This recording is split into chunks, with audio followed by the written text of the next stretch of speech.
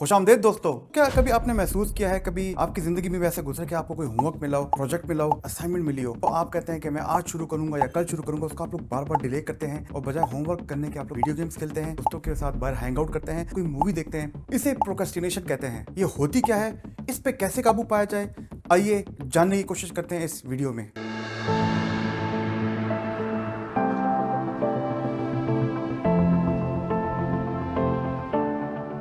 मेरा नाम डॉक्टर इलियास मुफ्ती है। मैं एक कंसल्टेंट साइकियाट्रिस्ट, एक माहिर नफ्सियात हूँ। Welcome to my infotainment channel. तो दोस्तों, जैसे कि शुरू में मैंने आपसे बात की थी, आपकी जिंदगी में आपको प्रोजेक्ट्स मिले होंगे, आपको असाइनमेंट मिले होंगी, आपको होमवर्क मिले होंगे, लेकिन आप बार बार उसको डिले करते हैं, आप बार बार उसको मौखर करते हैं। आप कहते हैं कि शाम को करूंगा, रात को करूंगा, या वीकेंड तक काम छोड़ देते हैं। ये एक बीमारी है, और एक ऐसी बीमारी जो कि दुनिया में बहुत ज्यादा लोगों में मौजूद है, और लोग अपना काम बार बार अवॉइड करते हैं, डिले करते हैं, और इनके अंदर एक अवॉइडेंस आ जाती है। आज इस वीडियो में मैं आपको बताऊंगा कि प्रोक्रेस्टिनेशन होती क्या है, ये होती क्यों है। मैं आपको 7 तरीके बताऊंगा कि जिनको अपना के आप प्रोक्रेस्टिनेशन को डिले कर सकते हो, प्रोक्रेस्टिनेशन को अवॉइड कर सकते हो, उससे बच सकते हैं। आगे जाने से पहले दोस्तों, मैं आपसे गुजारिश करना चाहूंगा कि हमारी टीम इन वीडियोस पे बड़ी मेहनत करती है, रिसर्च और प्रोडक्शन में। आपसे गुजारिश है कि सब्सक्राइब का बटन दबाइए, लाइक और शेयर कीजिए हमारे इस कंटेंट को, और अगर आप फेसबुक पे देखें तो उसको जरूर फॉलो कीजिए। इससे हमारी टीम का दिल बड़ा हो जाता है। यहाँ पे हमारे व्हाट्सएप नंबर आपकी स्क्रीन पे आ रहा होगा।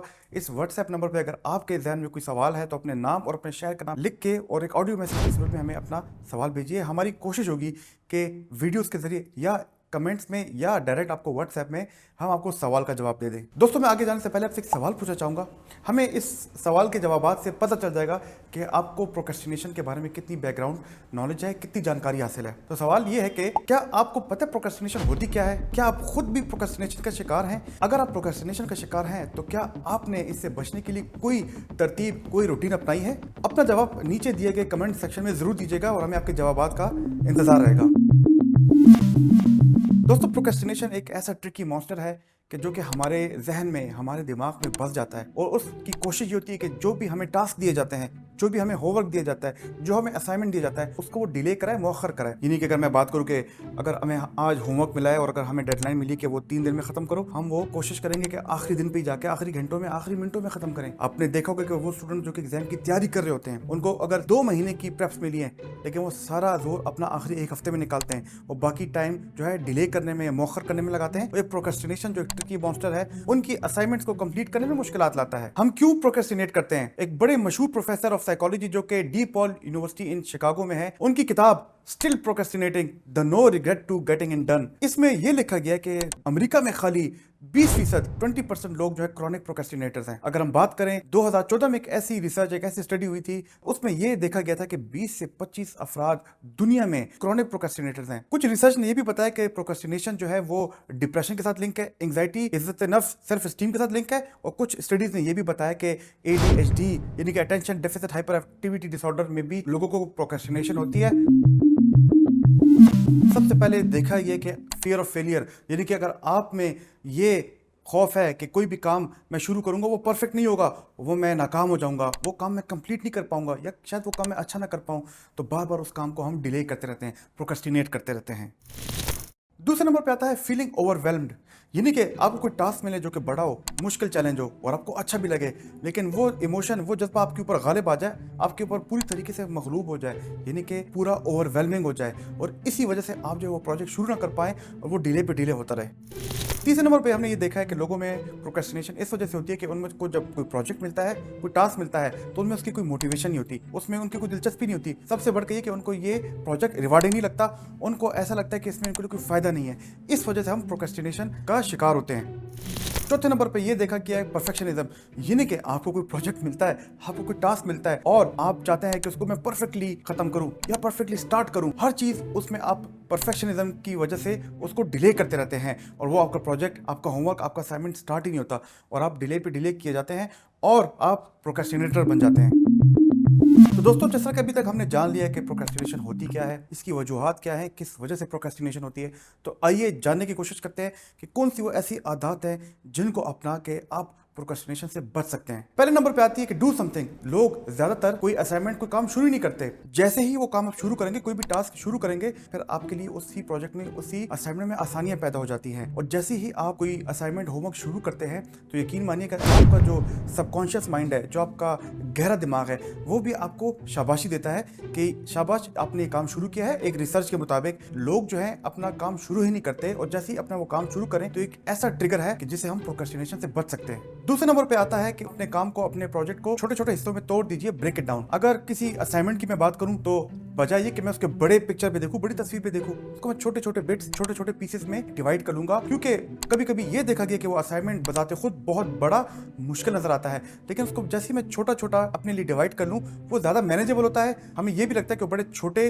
से टाइम में खत्म हो जाएगा, और जैसे ही छोटा चंक हमारा खत्म हो जाए तो हम बार बार अपने आप को शाबाशी भी देते हैं। आपका सबकॉन्शियस माइंड आपको बार बार रिप्रेजल देता है। तीसरे नंबर पे आता है कि जब भी आप कोई काम शुरू करें, आप अपने लिए गोल रखें। यानी कि आपको कोई प्रोजेक्ट मिले, आपको कोई असाइनमेंट मिले, आपको कोई भी टास्क मिले, तो अपने लिए ऐसे गोल्स रखें और वो गोल्स अपने पास लिख लें। अपने लिए डेडलाइंस बनाएं। जैसे कि मैंने पहले आपको बताया कि पहले तो काम को छोटे छोटे चंक्स में डिवाइड करें, उन चंक्स के लिए फिर आप डेडलाइंस रखें। ये सारा जो है आपके अंदर एक सेंस ऑफ अर्जेंसी लाएगा, और इस सेंस ऑफ अर्जेंसी की वजह से आपके अंदर फोकस रहेगी, कंसंट्रेशन रहेगी, जो कि आपका वो टास्क खत्म करने में आपकी मदद करेगा। चौथे नंबर पे आता है रिवॉर्ड योरसेल्फ। यानी कि आप जब भी कोई असाइनमेंट कंप्लीट करते हैं, जब भी कोई टास्क कंप्लीट करते हैं, वो जरूरी नहीं कि वो बड़ा टास्क हो। जिस तरह के मैंने आपको बताया, छोटे छोटे हिस्सों में इसको डिवाइड करें, और जब वो छोटा हिस्सा आप कंप्लीट करें तो आप अपने आप को ट्रीट दें।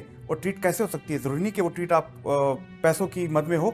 आप जो है कोई काम ऐसा करें जिससे आपको मजा आए। जैसे कि आपने शॉर्ट ब्रेक ले लिया, जाए घर में जाके बच्चों को तंग करें, या छोटा मोटा कोई गाना सुन लिया, तो ये जो है आपके लिए टाइम आउट होगा, और आपको अंदर एक पॉजिटिव रीइंफोर्समेंट, यानी कि आपके दिमाग को बार बार शाबादी देगा कि अगला टास्क भी जल्दी करो, क्योंकि हमने फिर से ट्रीट लेनी है। पांचवें नंबर पे आता है कि रिमूव डिस्ट्रैक्शन। यानी कि आपके इर्द गिर्द जो भी ऐसे डिस्ट्रैक्शन है कि जब भी आप काम करते हैं वो आपको तंग करते हैं। जैसे कि मैं अपनी बात करूं, जब भी आसपास बहुत ज्यादा शोर हो तो मेरे लिए फोकस करने में, कंसंट्रेशन करने में बहुत मुश्किल होती है।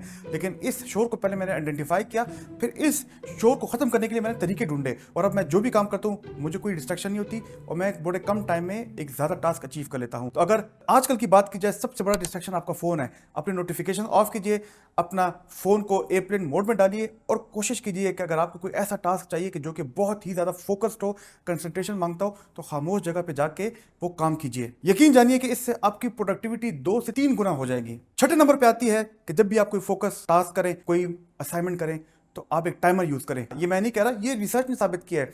इसको पोमोडोरो टेक्निक भी कहते हैं, और पोमोडोरो टेक्निक के मुताबिक आप कोई भी काम 25 मिनट में करें, और उसके बाद जरूर 5 मिनट की ब्रेक लें, और ये सब कुछ टाइमर के मुताबिक करें। ये साइकिल को आप रिपीट करें, यकीन जानिए कि बड़े से बड़ा काम भी बहुत आप आराम से कर लेंगे। सातवें नंबर और आखिरी आदत जो कि आप अपना सकते हैं वो है कि अपना पर्सपेक्टिव चेंज कीजिए। यानी कि आप जो भी टास्क करते हैं, जो भी असाइनमेंट करते हैं, उसके आखिरी रिवॉर्ड के बारे में सोचिए। ये सोचिए कि क्या वो आपको फायदा देगा। इससे आपकी फोकस और कंसंट्रेशन ज्यादा होगी। और वो क्यों ज्यादा होगी? क्योंकि आपकी मोटिवेशन बढ़ेगी, आपकी मोटिवेशन लेवल ज्यादा होगा, आपके ब्रेन में पॉजिटिव न्यूरोकेमिकल चेंज आएगा, बूस्ट आएगा, जिसकी वजह से आपके काम की रफ्तार भी तेज होगी, आपका फोकस भी ज्यादा होगा, उस काम को लेकर जज्बा और अर्जेंसी भी ज्यादा होगी। प्रोक्रेस्टिनेशन, जैसे कि आपने देखा, एक बहुत कॉमन चैलेंज है, सब लोगों में है, मेरे अंदर भी है, आपके अंदर भी है। लेकिन असल बात यह कि इस पे हम कैसे काबू पा सकते हैं। मुझे ये बताइए कमेंट्स में कि क्या आपके अंदर प्रोक्रेस्टिनेशन है? क्या आपको इस वीडियो से फायदा हुआ है, या आप समझते हैं कि आपके करीबी, आपके बहन भाई दोस्तों में बहुत प्रोक्रेस्टिनेशन है, वो क्रॉनिक प्रोक्रेस्टिनेटर्स हैं?